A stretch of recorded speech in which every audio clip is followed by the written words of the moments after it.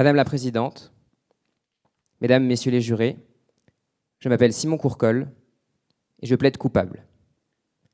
Coupable, non pas d'avoir mal fait mon travail, mais de ne jamais m'en être tenu à un seul. Je travaille chez Alstom, dans l'industrie ferroviaire, où l'on imagine et construit les trains de demain. On m'a confié une mission claire, faire avancer des projets. Mais en 3 ans, j'ai surtout avancé d'une identité à l'autre. Sur le papier, l'affaire était simple. On m'a confié un poste en gestion de projet en 2023. Et très vite, je prends goût à l'organisation, peut-être même un peu trop. J'avais construit un fichier Excel si complet qu'il finissait presque par demander plus de suivi que le projet lui-même. Et puis, j'ai saisi une opportunité de mobilité, partir à Singapour, dans la station d'innovation d'Alstom. Et là, tout change. Je passe de piloter des projets à devoir créer des solutions moi-même. Prototypage, impression 3D, réalité virtuelle.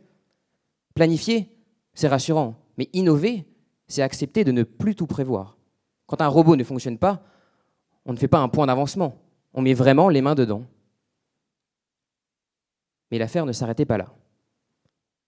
Après avoir appris à construire, j'ai voulu apprendre à analyser. De retour en France, je me tourne donc vers la data science. On m'avait promis la magie de l'IA. En réalité, je suis d'abord devenu l'éboueur du numérique. Passer des jours à nettoyer des bases de données corrompues. Mais j'ai compris que nettoyer la donnée, c'était la clé pour arriver à la dompter, l'interpréter. Alors oui, j'ai changé. Mais je n'ai pas agi seul. J'ai eu des complices. Mon école, Centrale Méditerranée, m'a fourni l'arme du crime, en plus de tout le bagage scientifique, l'agilité.